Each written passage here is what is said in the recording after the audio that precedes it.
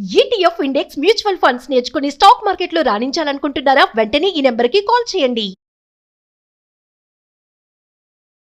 నమస్తే, welcome back to Suman TV. Present మనతో పాటు ఉన్నారు 24 ఇయర్స్ నుంచి అమెరికాలో ఉంటున్నటువంటి ఎంఎన్సీ ఎగ్జిక్యూటివ్ వీరభద్రరావు గారు. సార్తో మాట్లాడదాం. నమస్తే సార్. నమస్కారం. సో మరి లేటెస్ట్ గా ట్రంప్ గోల్డ్ కార్డ్ ఒకటి మళ్ళీ రిలీజ్ చేశారని న్యూస్ చూస్తున్నాము.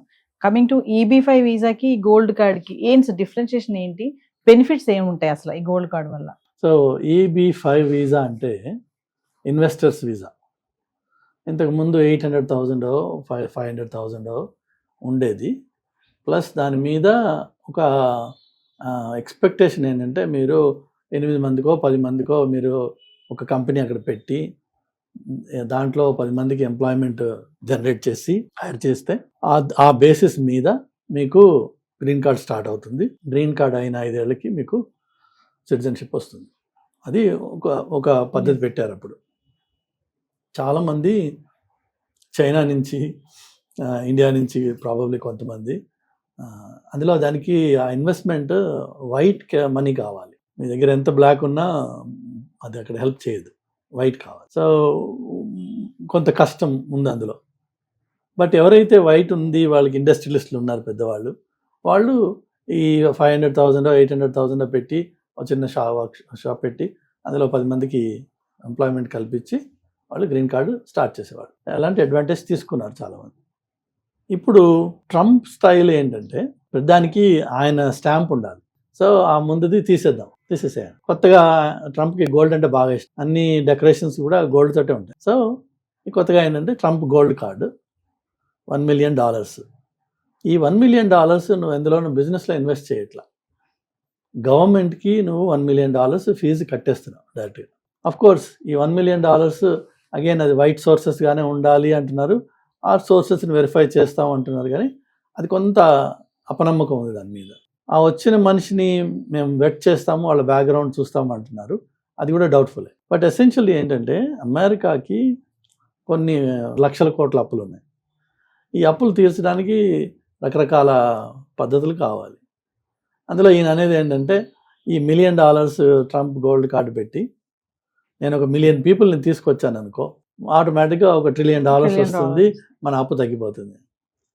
కానీ అన్ఫార్చునేట్గా ఈవెన్ దో ఆ గోల్డ్ కార్డ్ పెట్టినా అది 99.9% జనాలకి వర్తించదు. అది $1 million పెట్టు కూర్చుని ఎవరు లేడు ఇక్కడ. డిస్పోజబుల్ మనీ, దట్టు $1 million అంటే ఇన్వెస్ట్మెంట్ ఈజ్ డిఫరెంట్. డిస్పోజబుల్, నేను గవర్నమెంట్కి ఆ ఫీ ఇచ్చేస్తాను just for the sake of that card అని అంత తాపత్రయంతో ఉన్నవాళ్ళు మేబీ ఉన్నారేమో కొంతమంది. అంటే ట్రంప్ గోల్డ్ కార్డ్ తీసుకున్న వాళ్ళు ఉండరంటారా? ఎక్కువ మంది ఉండరా? లేరు కూడా, ఇప్పుడు లేరు. 0.001% ఉండొచ్చు of the whole population. So అది కామన్ మ్యాన్కి వర్తించే స్కీమ్ కాదు. అది it's meant for group of people and వాళ్ళు అడ్వాంటేజ్ తీసుకుంటారు. బట్ ఇప్పటిదాకా అయితే అది అంత హాట్ టాపిక్ ఏం కాలేదు. అది హాట్ కేక్ లాగా అందరూ వచ్చి మీద పడిపోయి నేయిస్తాం మిలియన్ అని లైన్లో ఎవరు నిలబడట్లా. మేబీ వాళ్ళకి వేరే ఐడియాస్ ఉంటాయి. వాళ్ళు ఏమి లేకుండానైతే ట్రంప్ గోల్డ్ కార్డ్ అని పెట్టరు. సో వాళ్ళకి ఏదో ఐడియా ఉంది, వాళ్ళు ఏదో ప్రమోట్ చేస్తారు, ఎవరో ఒక సెక్షన్ ఆఫ్ సొసైటీ దానివల్ల బెనిఫిట్ అవుతారు.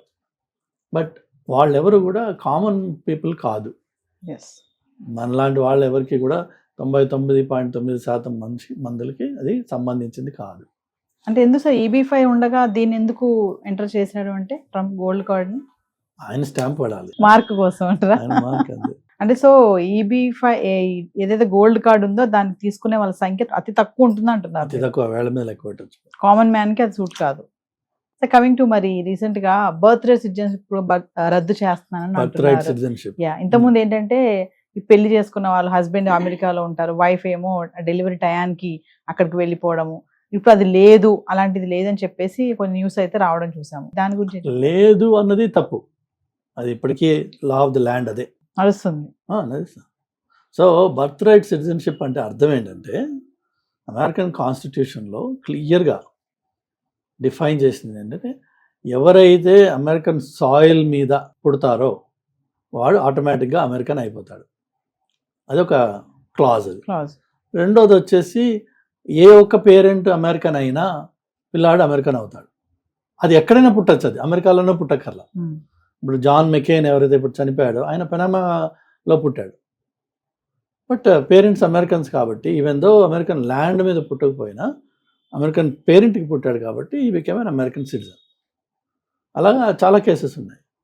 బట్ ఈ బర్త్ రైట్ సిటిజన్షిప్ ఈ గొడవంతా ఏంటంటే వాళ్ళ అబ్జెక్షన్ ఏంటంటే చాలామంది ఇల్లీగల్ ఇమ్మిగ్రెంట్స్ ఆ మెక్సికో నుంచో ఇంకో కంట్రీ నుంచో వస్తున్నారు. వచ్చేసి అమెరికాలో వాళ్ళ పిల్లని కనేటప్పటికి వాడు ఆటోమేటిక్గా అమెరికన్ అయిపోతున్నాడు. ఈవెన్ దో పేరెంట్స్ ఇద్దరు ఇల్లీగల్, కానీ పుట్టిన వాడు అమెరికన్ అయిపోయాడు. ఓ 10 ఏళ్ళ తర్వాత ఆ పిల్లాడిని పట్టుకుని ఆ పిల్లాడి ద్వారా వీళ్ళిద్దరూ స్పాన్సర్షిప్ చేసుకుంటున్నారు. దెన్ వాళ్ళకి గ్రీన్ కార్డ్ వస్తుంది, ఎందుకంటే ఇమీడియట్ రిలేటివ్ కాబట్టి వాళ్ళకి గ్రీన్ కార్డ్ వస్తుంది. సో ఇలా పిల్లాడిని ఇప్పుడు కానీ ఇక్కడ అమెరికన్ ల్యాండ్ మీద ఉండడం వల్ల వాడిని యాంకర్ బేబీ అని పిలుస్తారు, ఎందుకంటే వాడికి ఆధారం చేసుకుని మిగిలిన అంతా డెవలప్ అవుతుంది కాబట్టి. సో దీన్ని ఖతం చేయాలి అని చెప్పి ట్రంప్ ఉద్దేశం, అతనికి నచ్చదు అది. అయితే ప్రాబ్లం ఏంటంటే అమెరికన్ కాన్స్టిట్యూషన్లో ఇది ఎంబెడెడ్ ఇది. సో మీరు ఒక ప్రెసిడెంట్ వచ్చి ఎగ్జిక్యూటివ్ ఆర్డర్ ఇచ్చినంత మాత్రాన కాన్స్టిట్యూషన్ మారిపోదు. కాన్స్టిట్యూషన్ మారడం అనేది చాలా కష్టమైన పని, ఆల్మోస్ట్ ఇంపాసిబుల్ లాంటి పని. ఎందుకంటే 80% ఆఫ్ ది స్టేట్స్ అప్రూవ్ చేయాలి, అలాగే కాంగ్రెస్ను సెనెట్ మెజారిటీస్ తోటి అప్రూవ్ అవ్వాలి, 80% 75%.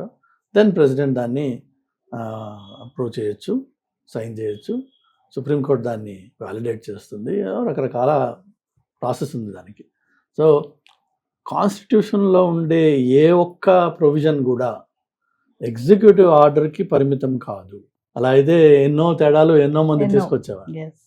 ఈయనకి ఆ కోరిక ఉంది. ఈయన ఏంటంటే ట్రంప్ చేసేది ఏంటంటే అన్ని విషయాల్లో కూడా అతను తన అధికారానికి ఎంత దాకా హద్దులు ఉన్నాయి, ఎవడు నన్ను ఆపుతాడు చూద్దాం అనే అప్రోచ్లోనే అతను ఫస్ట్ చేసేస్తాడు పని. సో ఈ ఎగ్జిక్యూటివ్ ఆర్డర్ కూడా అలా ఇచ్చింది. ఇచ్చిన అదే రోజు రాత్రి దానికి సూట్లు పడ్డాయి, అయిపోయిన స్టేస్ వచ్చాయి. ఆ స్టేస్ని మొత్తం కంట్రీకి అంతా ఇవ్వకూడదు, ఎవరైతే ఫైల్ చేశారో వాళ్ళకే ఇవ్వాలి, రకరకాలు అయినాయి. ఫైనలీ రీసెంట్గా సుప్రీంకోర్టులో దాని హియరింగ్ కూడా అయ్యింది. ఇప్పుడు దానికి జడ్జిమెంట్ రావాల్సింది ఉంది గ్రాల. But 99.9999% unless something miraculously something different happens, అది law of the land, it's part of the constitution, it will remain as it is. So అందులో ఏంటంటే కొంత మనవాళ్ళు కూడా బాగుపడ్డ వాళ్ళు ఉన్నారు. చాలామంది మీరు చూసినట్టయితే ఇండియాలో పెళ్లి చేసుకున్నామో అక్కడికి, ఇక్కడ లేదంటే అక్కడ వర్క్ చేస్తున్న వాడి ఇక్కడికి వచ్చి పెళ్లి చేసుకొని వైఫ్ని అమెరికాకి తీసుకెళ్ళి బేబీని జనరల్గా వాళ్ళు డెలివరీ అమెరికాలోనే అవ్వాలి అనే రకంగా వాళ్ళు ప్లాన్ చేసుకోవడం.